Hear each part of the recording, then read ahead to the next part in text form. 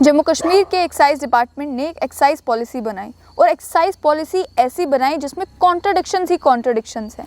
Contradiction इस तरीके से कि पॉलिसी में ये बताया गया है कि हमारा मकसद ये है कि लोगों को बताया जाए शराब पीना कितना हानिकारक है और ताकि समाज में शराब की कंजप्शन जो है वो कम हो जाए।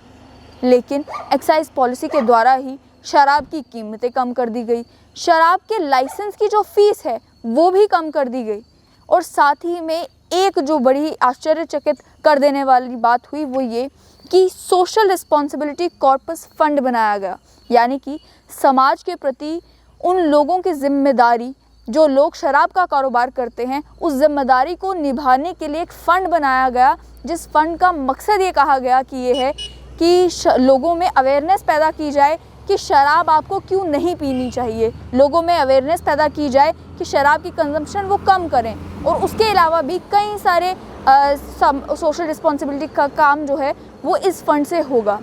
फ़ंड की पहले मैं आपको थोड़ी डिटेल बता दूं।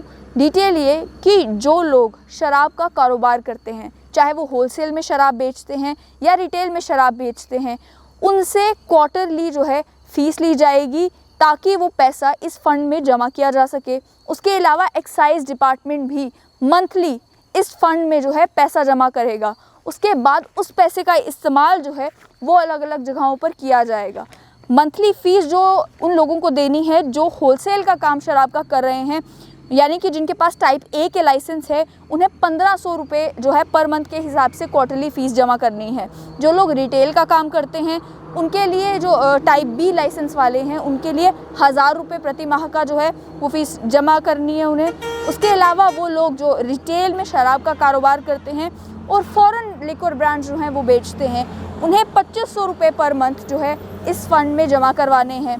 उसके अलावा जो डिस्टिलरीज़ हैं, ब्रूरीज़ हैं, जिनके पास टाइप एफ़ का लाइसेंस है, उन्हें 3000 रुपये प्रति माह के हिसाब से क्वार्टरली फ़ीस जमा करनी है इस फ़ंड में। और अब मैं आपको बताऊं कि इस फ़ंड का मकसद क्या है, यानी कि इस फ़ंड से क्या काम होने वाले हैं।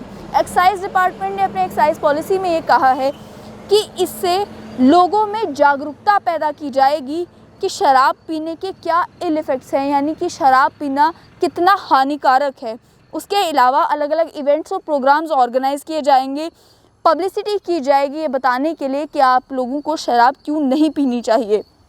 इस फंड से हॉस्पिटल्स बनवाए जाएंगे, एम्बुलेंस सर्विस जो है वो सेवाएं शुरू की जाएंगी, इक्विपमेंट में, एमेनिटीज़ में, वो सारी सुविधाएं जो हैं इस फंड से पैसा लेकर वो भी लोगों को अवेलेबल की जाएगी। उसके अलावा स्पोर्ट्स और कल्चरल एडवेंचर अन्य एक्टिविटीज़ में यूथ आउटरीच प्रोग्राम्स जो हैं वो भी इस फंड का इस्तेमाल करके किए जाएंगे।